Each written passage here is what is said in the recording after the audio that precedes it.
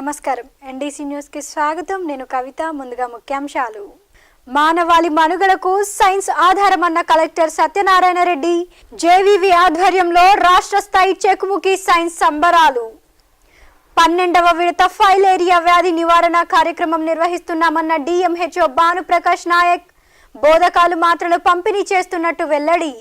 మానవాళి మనుగడకు సైన్సే ముఖ్య ఆధారమని విద్యార్థి దశ నుండే సైన్స్ పై ఆసక్తి కలిగి శాస్త్రీయ దృక్పథాన్ని అలవర్చుకోవాలని జిల్లా కలెక్టర్ పి సత్యనారాయణ రెడ్డి విద్యార్థులకు సూచించారు. జన విజ్ఞాన వేదిక తెలంగాణ రాష్ట్ర స్థాయి చెకుముకి సైన్స్ సంబరాలు 2015, 12, 13 తేదీల్లో జరగనుండగా శనివారం సూర్యాపేట ఎస్వి డిగ్రీ కళాశాల ఆడిటోరియంలో కలెక్టర్ ముఖ్య అతిథిగా పాల్గొని ప్రారంభించారు. ఈ సందర్భంగా కలెక్టర్ మాట్లాడుతూ సైన్స్ అభివృద్ధికి అన్ని వనరులు ఉన్నప్పటికీ అనుకున్నంత పరిజ్ఞానం సాధించలేకపోయామని, శాస్త్రీయబద్ధంగా ఆలోచనలు చేస్తే సమాజ అభివృద్ధి త్వరితగతిన సాధ్యమవుతుందన్నారు. విద్యార్థులు సైన్స్ పట్ల ఆసక్తి, అవగాహన పెంపొందించుకొని తోటి విద్యార్థులకు, గ్రామాల్లో ప్రజలకు సున్నితంగా వివరించాలని సూచించారు. స్త్రీలకు అవకాశం కల్పిస్తే అన్ని రంగాల్లో ముందుంటారని, జిల్లాలో 10 మండలాల్లో లింగ వివక్షత, ఆడ శిశువుల విక్రయాలు అధికంగా ఉండటం విచారకరమన్నారు. మూఢనమ్మకాలు, నిరక్షరాస్యత నిర్మూలన, విద్యార్థుల్లో శాస్త్రీయ పరిజ్ఞానం పెంపొందించడం, ప్రజల్లో చైతన్యం కలిగిస్తూ జన విజ్ఞాన వేదిక చేస్తున్న కృషి శ్లాఘనీయమన్నారు. జేవీవీ రాష్ట్ర అధ్యక్షుడు కె లక్ష్మారెడ్డి, ప్రధాన కార్యదర్శి జి రమేష్ బాబు మాట్లాడుతూ సామాజికంగా ప్రజలను చైతన్యవంతులను చేయడమే జన విజ్ఞాన వేదిక ప్రధాన ఉద్దేశమని, విద్యార్థుల్లో ప్రశ్నించే తత్వం, కొత్త విషయాలు తెలుసుకోవడంలో ఆసక్తి ఉండాలన్నారు. జేవీవీ జిల్లా ప్రధాన కార్యదర్శి నన్నూరి వెంకటరమణారెడ్డి మాట్లాడుతూ విద్యార్థుల్లో శాస్త్రీయ దృక్పథం అవలంబించడానికి చెకుముకి సైన్స్ సంబరాలు నిర్వహిస్తున్నామని, రాష్ట్ర స్థాయి టాలెంట్ టెస్టులో 40 టీంలు పాల్గొన్నాయని, ఇందులో గెలుపు ఓటములు అనేవి ఉండవని, ప్రతి విద్యార్థులో శాస్త్రీయ పరిజ్ఞానం వెలికి తీయడమే టాలెంట్ టెస్టుల ఉద్దేశమన్నారు. ఈ సందర్భంగా విద్యార్థులు చేసిన నృత్యాలు విచ్చేసిన వారిని ఎంతగానో ఆకట్టుకున్నాయి. ఈ కార్యక్రమంలో JVV general secretary T Ramesh, జిల్లా అధ్యక్షులు సిహెచ్ శ్రీనివాసరావు, కమిటీ సభ్యులు M Jhansirani, M Hanumantharao, Chekumuki editor professor A Ramachandraiah, sub editor T Srinath, Siddhartha పాఠశాలలో కరెస్పాండెంట్లు Shekar, Hanumantharao, OU professor Venkateswararao, BN Reddy, Adinarayana, Veerabhadrarao, Varaprasad, Nageswararao, Govardhan, విద్యార్థులు, ఉపాధ్యాయులు, నల్ల నరసింహ, జేవీవీ సాంస్కృతిక కన్వీనర్ తదితరులు పాల్గొన్నారు.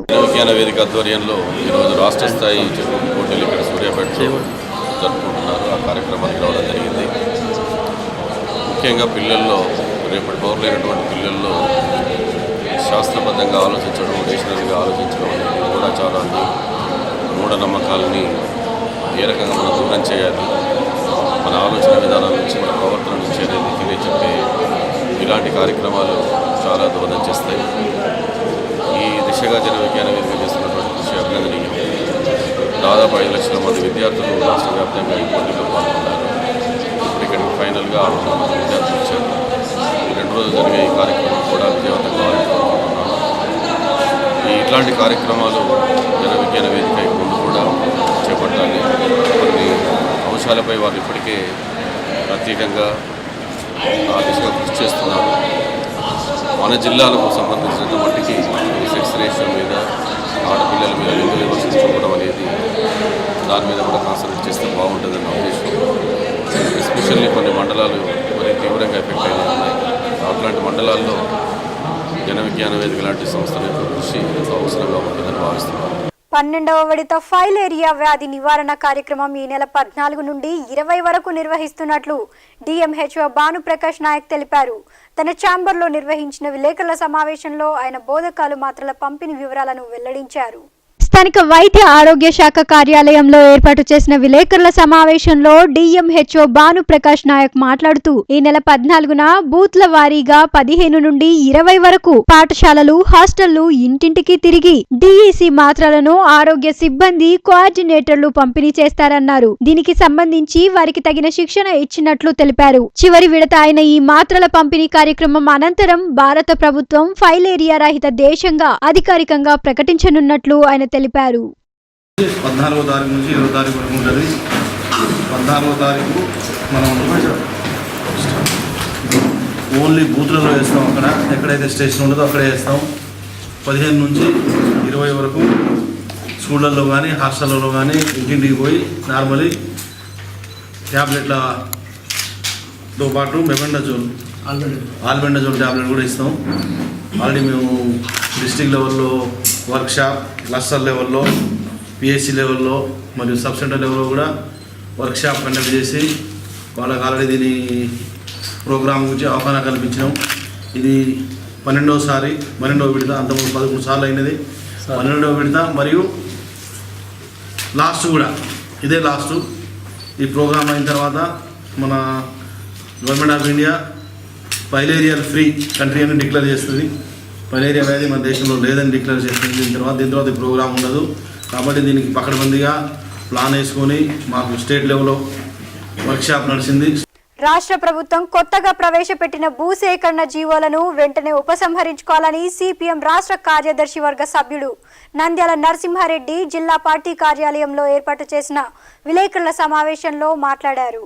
సిపిఎం జిల్లా పార్టీ కార్యాలయంలో నంద్యాల నరసింహారెడ్డి విలేకరులతో మాట్లాడుతూ కేంద్ర ప్రభుత్వం భూ నిర్వాసితులకు న్యాయం చేసే ఉద్దేశంతో 2013 భూసేకరణ చట్టం తీసుకువస్తే దానికి భిన్నంగా సీఎం కేసీఆర్ 223 జీవోను తీసుకువచ్చి కేంద్ర చట్టాన్ని తుంగలో తొక్కారని విమర్శించారు. అంతేకాకుండా 123 జీవోను సవరిస్తూ తిరిగి 214 జీవోను తీసుకువచ్చి నిర్వాసితులకు అన్యాయం చేసే విధంగా వ్యవహరిస్తున్నారన్నారు. తక్షణమే రాష్ట్ర ప్రభుత్వం ప్రవేశపెట్టిన జీవోను ఉపసంహరించుకోవాలని ఆయన డిమాండ్ చేశారు. ఈ విలేకరుల సమావేశంలో పార్టీ నాయకులు బుదిరెడ్డి సుధాకర్ రెడ్డి, బండా శ్రీశైలం, పాలడుగు నాగార్జున తదితరులు పాల్గొన్నారు. తెలంగాణ రాష్ట్ర రైతు సంఘం, తెలంగాణ రాష్ట్ర వ్యవసాయ కార్మిక సంఘం ఆధ్వర్యంలో ఈరోజు ప్రెస్ మీట్ నిర్వహించడం జరుగుతూ ఉంది. కేంద్ర భూసేకరణ చట్టం 2013 దేశవ్యాప్తంగా అమల్లో ఉంది. అందులో భాగంగా తెలంగాణ రాష్ట్రం కూడా భూసేకరణ చట్టం అమల్లో ఉంది. కేసీఆర్ గారు ఇటీవల 1, 2, 3 అంటే 123 జీవో ఒకటి తీసుకొచ్చి ఈ భూసేకరణ చట్టానికి తుంగలో తొక్కుతున్నాడు. ఏంటంటే భూసేకరణ చట్టంలో ఏమైనా భూమి తీసుకోవాలంటే ఆ గ్రామంలో భూమి కోల్పోయే వాళ్ళు 80% మంది ఒప్పుకోవాలి. అదేవిధంగా ధర విషయంలో నిబంధనలు, ఇవన్నీ నిబంధనలు ఉన్నాయి.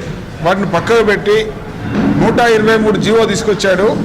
ఆ 123 జీవో అనేది జిల్లా కలెక్టర్ అధ్యక్షతన జాయింట్ కలెక్టరు, భూమి అవసరం ఉన్న అధికారి, అదేవిధంగా భూమి సేకరించే అధికారి వీళ్ళందరూ కలిసి కూర్చొని భూ బాధితులతో మాట్లాడి 1 టైం సెటిల్మెంట్ చేసి వాళ్ళతో బాండ్ పేపర్ తీసుకొని పేపర్ నోటిఫికేషన్ ఇచ్చి ఆ భూమి తీసుకోవడం అనేది జరుగుతుందట.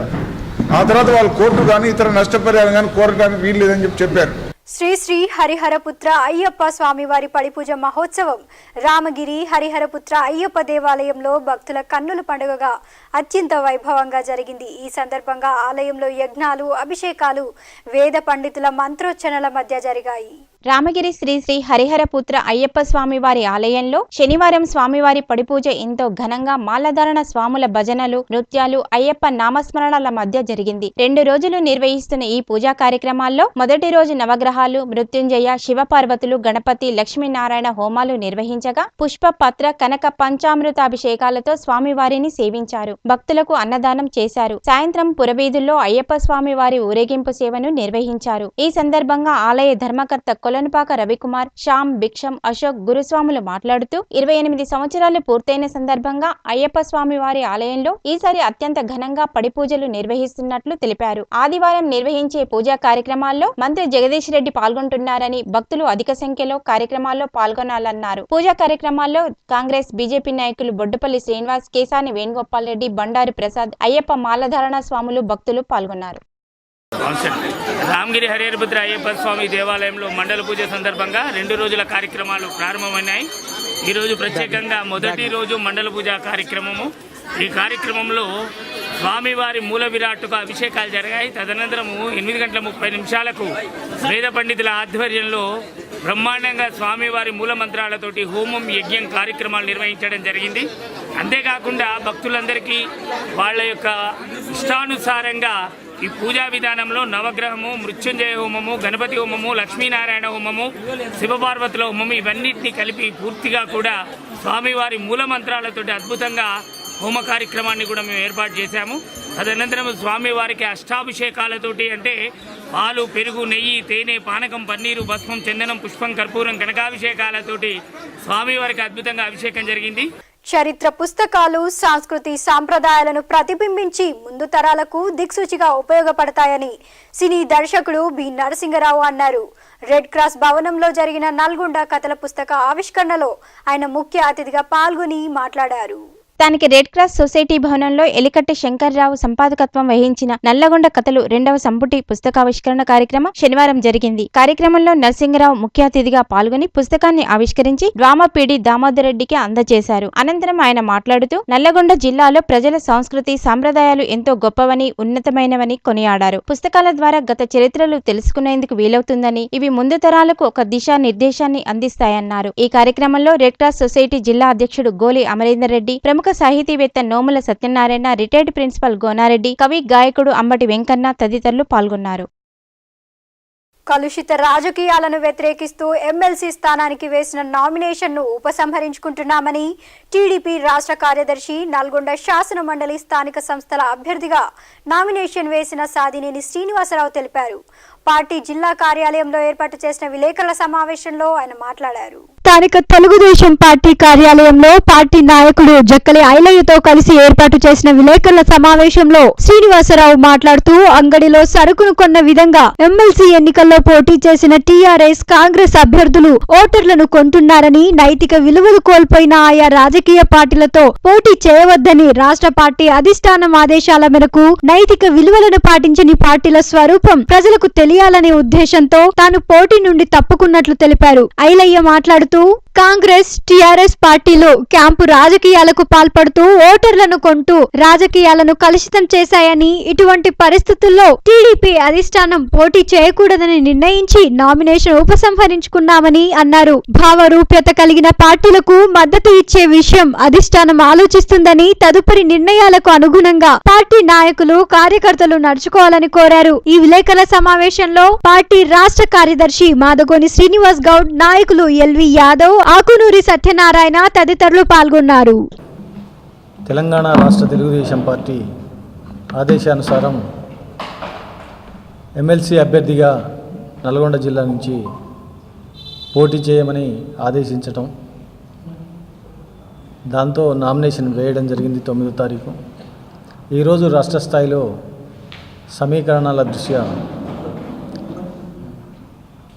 కాంగ్రెస్, టీఆర్ఎస్ 2 పార్టీలు నల్గొండ జిల్లాలో సంతల్లో పశువులను కొన్నట్టు డబ్బులతో ప్రజాప్రతినిధుల్ని కొంటున్నటువంటి పరిస్థితి.